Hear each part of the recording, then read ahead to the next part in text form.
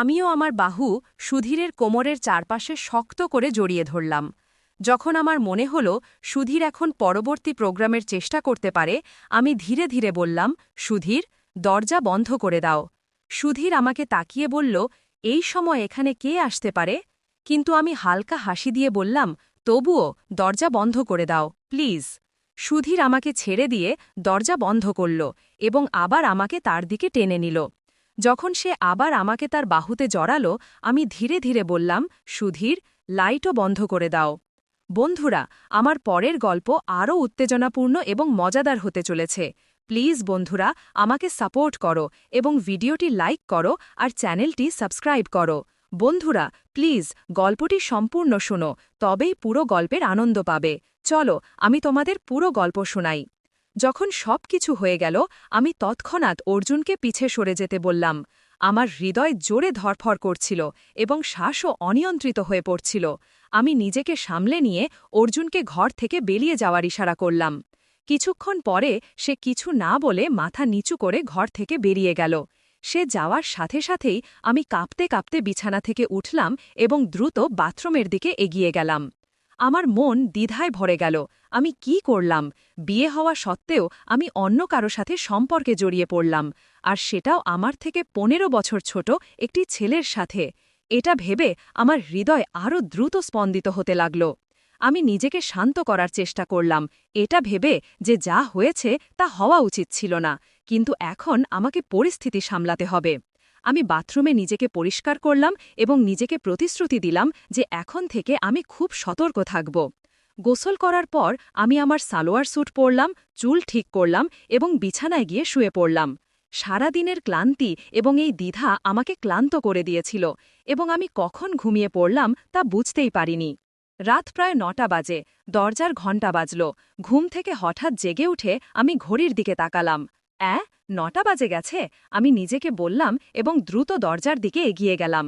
দরজা খুলতেই দেখলাম রিয়া দাঁড়িয়ে আছে এবং তার সাথে তার ছোট ছেলে রোহানও আছে, যে প্রায় ৮ বছরের। রিয়া দিদি, আপনি এই সময়ে সব ঠিক আছে? আমি জিজ্ঞাসা করলাম। রিয়া উত্তর দিল, ও দিদি, আমার বাবার অবস্থা খুব খারাপ হয়ে গেছে, আমরা এই মাত্র খবর পেয়েছি। আমি এবং মোহন এখনই সেখানে যাচ্ছি। তুমি কি রোহানকে ২ দিনের জন্য তোমার কাছে রাখতে পারবে? আমরা শীঘ্রই ফিরে আসব। আমি তৎক্ষণাৎ বললাম, কোনো সমস্যা নেই দিদি, এটাও তো আপনারই বাড়ি, আপনি নিশ্চিন্ত হয়ে যান। রিয়া রোহানকে আমার কাছে রেখে তাড়াহুড়ো করে চলে গেল। আমি দরজা বন্ধ করলাম এবং রোহানকে নিয়ে ভিতরে এলাম। ঘড়িতে ৫টা বাজে। আমি টিভি চালু করলাম এবং রোহানকে জিজ্ঞাসা করলাম, তুমি খেয়েছ? রোহান মাথা নাড়িয়ে বলল, না আটি, এখনও খাইনি। আমি হেসে বললাম, তুমি টিভি দেখো, আমি খাবার গরম করে দিচ্ছি। আমি রান্নাঘরে গিয়ে খাবার গরম করতে লাগলাম। খাবার পর্যাপ্ত ছিল, তাই আমার চিন্তা করার দরকার ছিল না। খাবার গরম করে টেবিলে রাখলাম এবং রোহানকে পরিবেশন করলাম। আমিও তার পাশে চেয়ারে বসলাম। অর্জুন এখনও খেতে আসেনি, আর আমি তাকে ডাকতে যেতে চাইছিলাম না। তার দিকে তাকাতে আমার অস্বস্তি হচ্ছিল।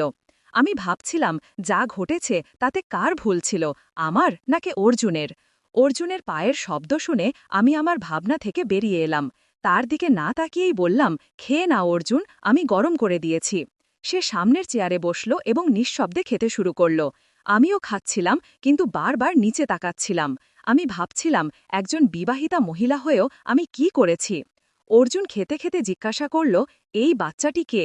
আমি চোখ না তুলে উত্তর দিলাম, এটা রিয়া দিদির ছেলে, তার বাবার হঠাৎ অসুস্থ হয়ে পড়েছে, তাই সে তার কাছে গেছে। এরপর আমাদের মধ্যে আর কোনো কথা হলো না। অর্জুন খাওয়া শেষ করে গুডনাইট বলে ওপরে চলে গেল। আমি থালা বাসন তুলে রান্নাঘরে রাখলাম, তারপর আমার রুমে গিয়ে দরজা ভেতর থেকে বন্ধ করে দিলাম। রোহান বিছানায় শুয়ে পড়েছিল এবং দ্রুত ঘুমিয়ে পড়ল, কিন্তু আমি জেগে রইলাম।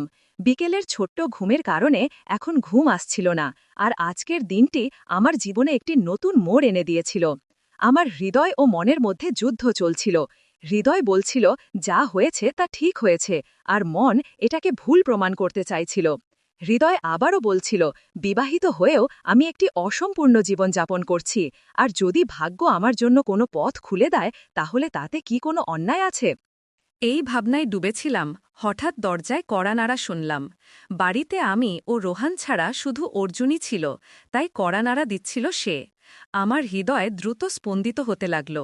আমি চুপ করে শুয়ে থাকার চেষ্টা করলাম, কিন্তু আবার কড়া নাড়া হল। রোহান যেন না জেগে যায় এই ভেবে এবং কোনো ভুল বোঝাবুঝি এড়াতে আমি ধীরে ধীরে উঠে দরজা খুললাম। সামনে অর্জুন দাঁড়িয়েছিল। তাকে দেখে আমি একটু চমকে গিয়ে বললাম, এখন কি, কেন এসেছ? অর্জুন মৃদুস্বরে জিজ্ঞাসা করল, দিদি, আমি কি ভেতরে আসতে পারি? আমি তাকে না করে বললাম, না, তুমি যাও।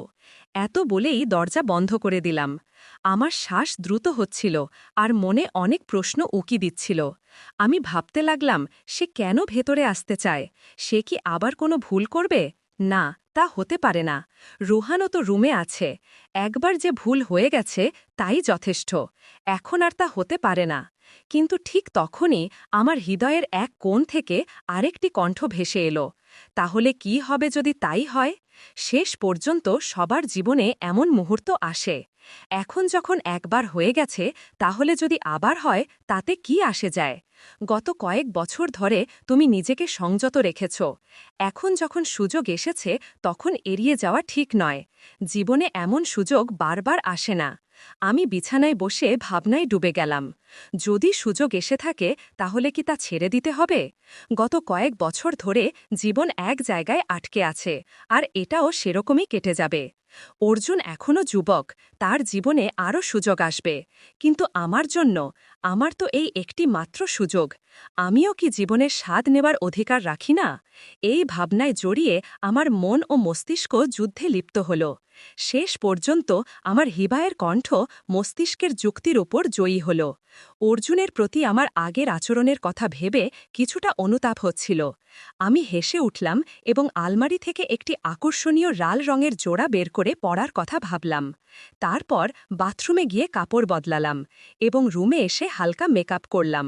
আমি লাল রঙের হাই হিলের স্যান্ডেলও পরলাম এবং ভাবলাম, অর্জুন যদি আমার ওপর রাগও করে তবুও আমার এই রূপ দেখে নিশ্চয়ই খুশি হবে।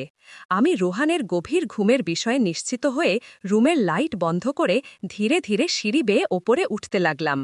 আমার হৃদয় দ্রুত স্পন্দিত হচ্ছিল। যখন ওপরে পৌঁছালাম দেখলাম অর্জুনের রুমের দরজা খোলা এবং ভেতরে হালকা আলো জ্বলছিল। কিন্তু ভেতরে তাকিয়ে দেখলাম অর্জুন সেখানে নেই। পিছনে কারো পায়ের শব্দ শুনে ফিরে তাকালাম। অর্জুনের হাতে একটি গ্লাস ছিল। মনে হচ্ছিল সে ছাদে কিছু সময় কাটিয়ে এসেছে। অর্জুন আমার কাছে এগিয়ে এলো। আমি সংকোচে জিজ্ঞাসা করলাম, তুমি এখনো ঘুমাওনি? অর্জুন এগিয়ে এসে আমার একটি হাত আমার হাত ধরে ফেলল। তার কাছাকাছি আসায় আমার হৃদস্পন্দন বেড়ে গেল। অর্জুন হেসে বলল, আমি নিশ্চিত ছিলাম তুমি আসবে। সে ধীরে ধীরে আমাকে তার দিকে টেনে নিল এবং আমি কোনো প্রতিরোধ ছাড়াই তার কাছে চলে গেলাম। অর্জুন আমাকে তার বাহুতে জড়িয়ে ধরল এবং এই নিকটতায় আমি এক অদ্ভুত শান্তি অনুভব করলাম। আমি অর্জুনের বুকের মধ্যে আমার মুখ লুকিয়ে ফেললাম এবং ধীরে ধীরে বললাম, অর্জুন, আমি ভয় পাচ্ছি।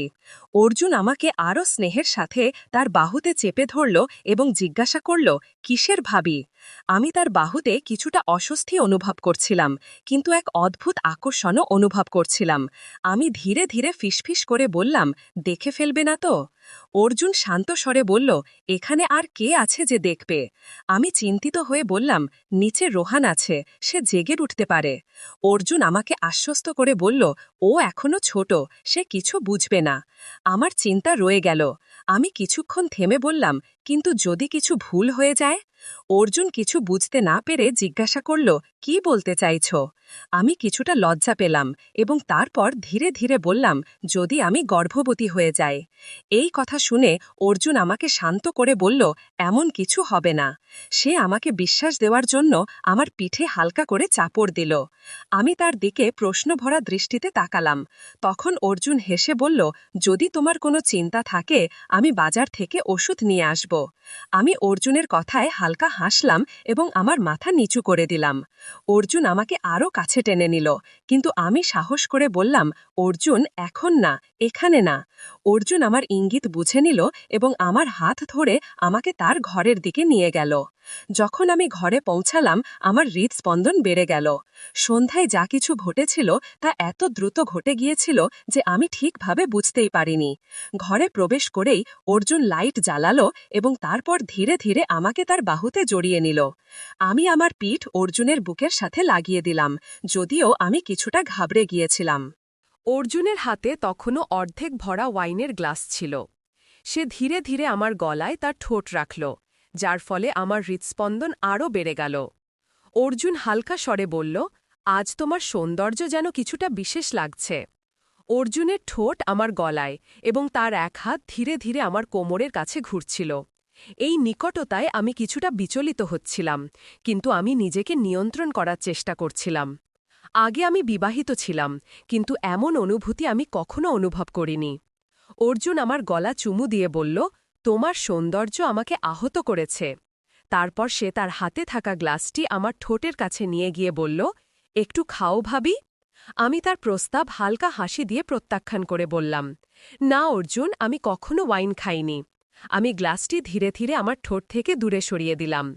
অর্জুন বলল, একটু খেয়ে দেখো ভাবি, যখন তোমার এই লাল ঠোঁটে এর স্বাদ লাগবে তখন এর প্রভাব আলাদা হবে। অর্জুন আবার আমার গলায় হালকা করে চুমু দিল।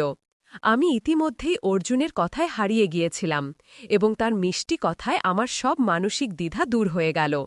যখন অর্জুন আবার গ্লাসটি আমার ঠোঁটের কাছে আনল, আমি কিছুটা দ্বিধা করে কিছু চুমুক নিলাম।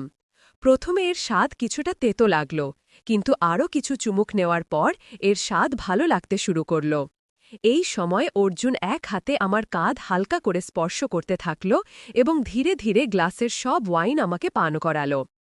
এরপর অর্জুন আমাকে তার দিকে ঘুরিয়ে দিল এবং আমার দিকে তাকিয়ে বলল, ভাবি, আজ তুমি খুব সুন্দর লাগছ, আর এই হাই হিল স্যান্ডেলে তোমার নাজুক পা দেখে মনে হয় এগুলো ছুঁয়ে দেখি।